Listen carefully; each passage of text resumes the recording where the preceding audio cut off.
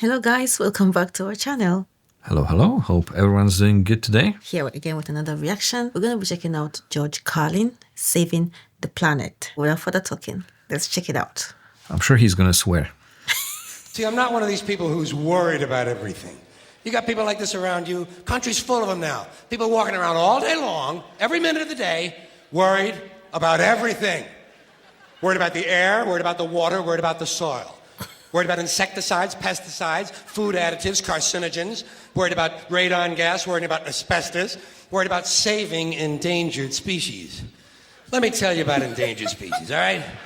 Saving endangered species is just one more arrogant attempt by humans to control nature. It's arrogant meddling. It's what got us in trouble in the first place. Doesn't anybody understand that? Interfering with nature. Over 90%, way over 90% of all the species that have ever lived on this planet, are gone. They're extinct. We didn't kill them all. They just disappeared.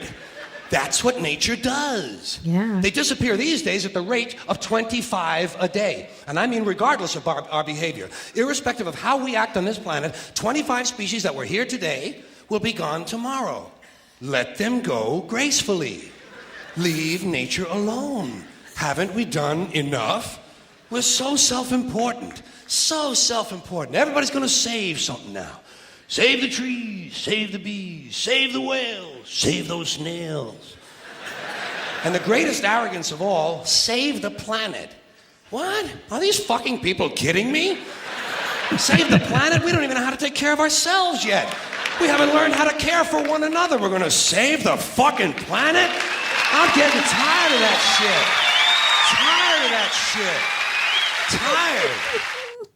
Tired. Wow. That thing with all the species, I wonder if these numbers are true, what he was mentioning about them going extinct. He must have studied it. If he's saying it, he must definitely have. Because that sounds insane. Yeah, for some reason, like you said, they say we didn't kill all of them, but it's true. It's not possible that humans, I'm actually interested. I'm going to read a little bit about it because that seems to me crazy. Yeah. 25 different species going extinct every day. You mentioned I don't know. This sounds. It could be. It could be because there are even some of these species that you don't even know, that we've never seen. We don't even know about. That you study, you're like, oh my God, is there something like this? Like on this planet, you never heard about them before. Every day you get to see something you've never seen true. before. That's true as well. There's so many different animals, insects, and everything. You just don't even know. You can't name them all. But what he said also in the beginning about everyone worrying about everything. If you think about it, it's so true because you cannot be worried about every single thing. You wouldn't be able to live normally. Can you imagine being worried you're going to get hit by a car, being worried about that, I don't know, you're going to eat something wrong or, something happens? That would be impossible. Worry about everybody, everything. Tired of that shit. Tired. I'm tired of fucking Earth Day. I'm tired of these self-righteous environmentalists, these white bourgeois liberals who think the only thing wrong with this country is there aren't enough bicycle paths. People trying to make the world safe for their Volvos. Besides, environmentalists don't give a shit about the planet. They don't care about the planet. Not in the abstract, they don't. Not in the abstract, they don't. You know what they're interested in? A clean place to live. Their own habitat. They're worried that someday in the future they might be personally inconvenienced. Narrow, unenlightened self-interest doesn't impress me. Besides, there is nothing wrong with the planet. Nothing wrong with the planet. The planet is fine. The people are fucked. Difference. Difference. The planet is fine. Yeah. Compared to the people, the planet is doing great. It's been here 4.5 billion years. Did you ever think about the arithmetic? Planet has been here 4.5 billion years. We've been here, what, 100,000? Maybe 200,000? And we've only been engaged in heavy industry for a little over 200 years. 200 years versus 4.5 billion. And we have the conceit that is insane, actually, to think that somehow we're a threat. The progress in the last 200 years. Somehow we're going to put in jeopardy this beautiful little blue-green ball that's just a floating around the sun. The planet has been through a lot worse than us. Been through all kinds of things worse than us. Been through earthquakes, volcanoes, plate tectonics, continental drift, solar flares, sunspots, magnetic storms, the magnetic reversal of the poles, hundreds of thousands of years of bombardment by comets and asteroids and meteors, worldwide floods, tidal waves, worldwide fires, erosion, cosmic Wow, this rays, guy's recurring pretty ice good. ages, and He we talks think so fast. some plastic bags and Plastic. some aluminum cans are going to make a difference? The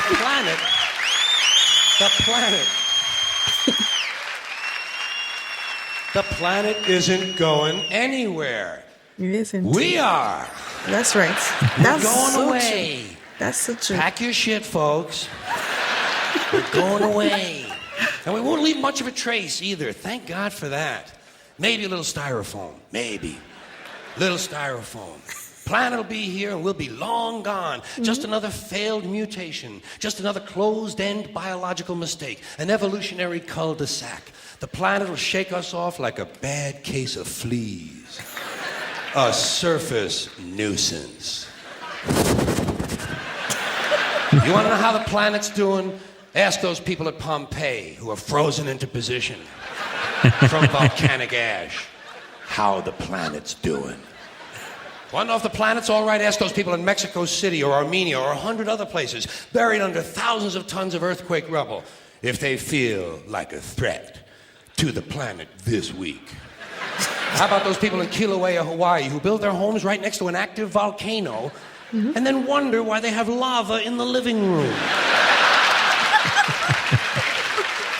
The planet will be here for a long, long time after we're gone, and it will heal itself, it will cleanse itself, because that's what it does. It's a self-correcting system. The air and the water will recover, the earth will be renewed, and if it's true that plastic is not degradable, well, the planet will simply incorporate plastic into a new paradigm, the earth plus plastic.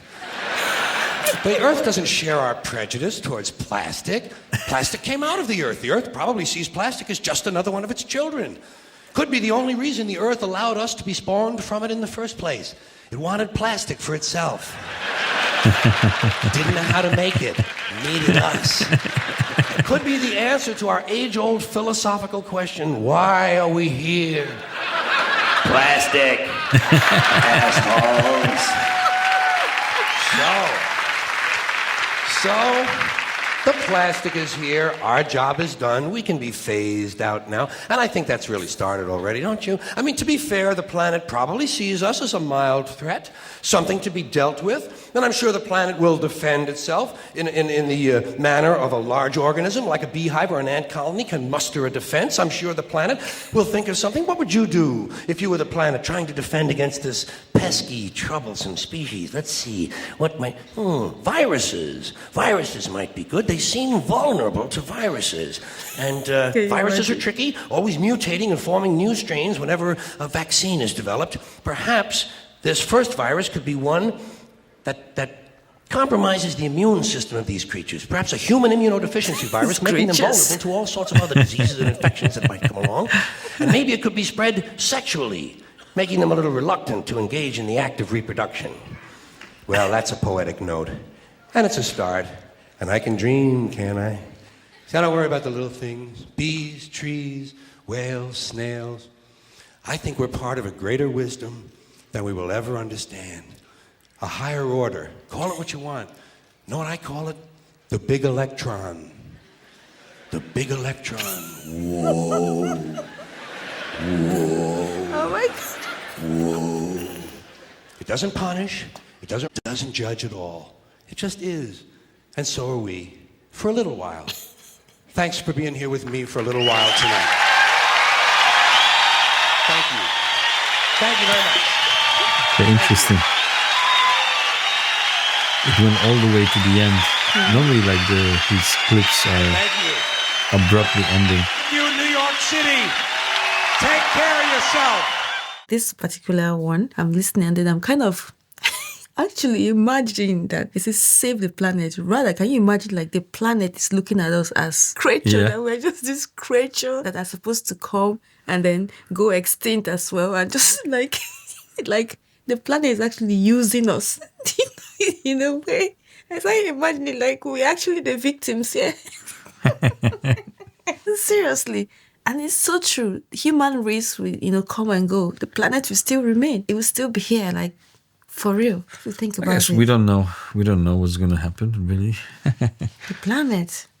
You could have some kind of It's gonna remain. meteorite hitting the Earth and blasting it into pieces, or something happening like being swallowed by a galaxy, or I think there's many things that could happen. For me, what was interesting in this whole thing was, if you think about it, heavy manufacturing. It's crazy to think that it's only been 200 years, probably a little bit less than that, of super heavy exploitation of Earth's resources. Oil, all those like resources basically coming from Earth and us mining it. I remember watching some kind of a documentary that must have been like, I would say 10 years ago, or maybe more than that. And in that documentary, it was mentioning that we have only maybe 10 years supply or enough oil left. But we're still here, it's still going. But it's interesting to think how much we have. How long can we keep doing it until we run out of resources? I don't know if we'll ever run out of resources, because every day you're discovering new things in a way of making certain things. So it's going to be difficult to kind of run out of resources. Just my own little... I don't know. Basically, they're not infinite. They're, how would I say, let's go regenerate or whatever the word is for it. But it takes hundreds of years or thousands or, something along those lines. We're exploiting it way too fast, I think. I really don't know. But for me, it's interesting. Like realistically, it would be interesting to have like a graph that shows you how much resources are left and figure out, oh man, like in the next 30 years, we're going to run out of metal, or like there will be no oil or something along those lines. It's crazy. It's funny how a comedy show turns into like thinking about Earth's resources and how much time we have left before we don't have enough to sustain ourselves. Yeah. That was a very good one. Again, thank you so much for watching. We'll see you in the next video. Bye-bye. Bye.